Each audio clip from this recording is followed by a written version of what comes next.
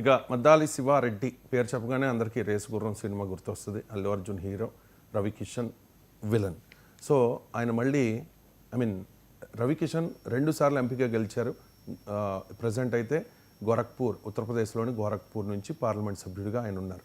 ఆయన చేసిన కొన్ని వివాదాస్పద వ్యాఖ్యలు, ఎస్పెషల్లీ మనం చూస్తున్నాం వాళ్ళ ఫాదరు, రవికిషన్ వాళ్ళ ఫాదర్ మీద ఆయన కొన్ని అనుచిత వ్యాఖ్యలు చేశారు.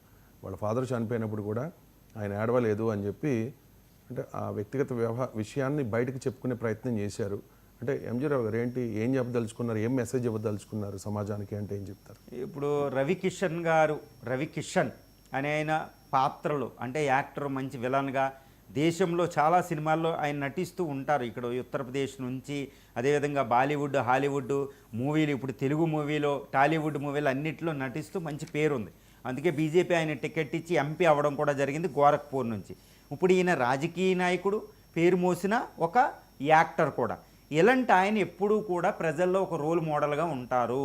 కానీ ఈయన నిన్న వాళ్ళ తండ్రి మీద చేసిన వివాదాస్పద వ్యాఖ్యలు ఉన్నాయి.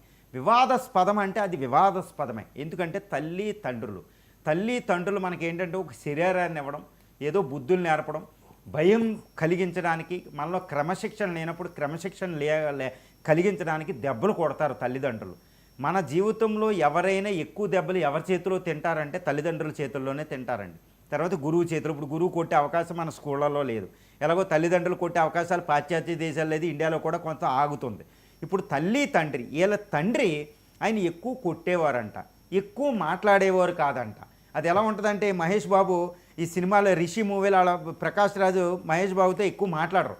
కానీ మహేష్ బాబు తండ్రి ప్రకాష్ రాజు గారు చనిపోగానే మహేష్ బాబుకి వాళ్ళ తల్లి జైసో తెచ్చి ఒక లెటర్ ఇస్తుంది. అది చదువుకుంటాడనమాట. తర్వాత అంతా ఏడుస్తారు మహేష్ బాబు. ఎందుకు? తండ్రి అప్పుడప్పుడు వీడి క్రమశిక్షణ పెట్టడానికి, వీడి యొక్క లక్ష్యాన్ని ఎప్పుడూ గుర్తు చేయడానికి, ఒక క్రమశిక్షణ నేర్పడానికి కొడతారో, తిడతారో, కోపగిస్తారనమాట. అది తండ్రులు. ఈ ప్రపంచంలో మన క్షేమాన్ని కోరుకునేది ఎవరైనా ఉన్నారు అంటే దేవుడు కూడా కాదండి, తల్లిదండ్రులే.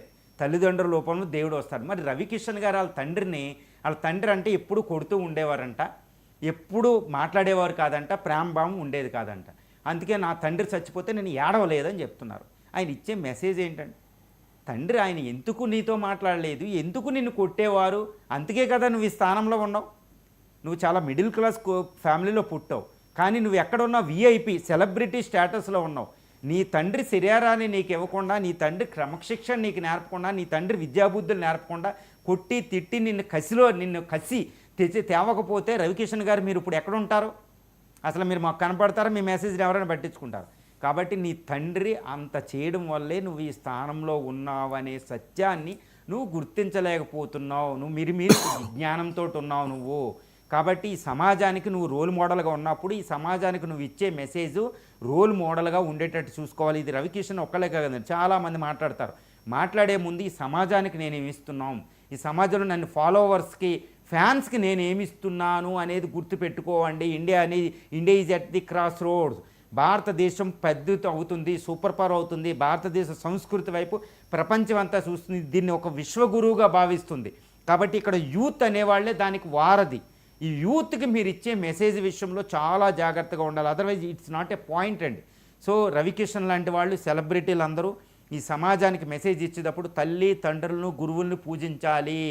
గురుదేవోభవ, పితృదేవోభవ, మాతృదేవోభవ అని చక్కగా చెప్పండి. మీ ఇంట్లో జరిగే సంఘటన మాకు ఏ విధంగా చెప్పొద్దు. నువ్వు ఈ పొజిషన్లో ఉన్నావంటే నీ తండ్రి పాత్ర లేకపోతే నువ్వు ఉండవు కదండి రవికిషన్ గారు. కాబట్టి మెసేజ్ ఈ సమాజానికి చక్కగా ఇవ్వండి.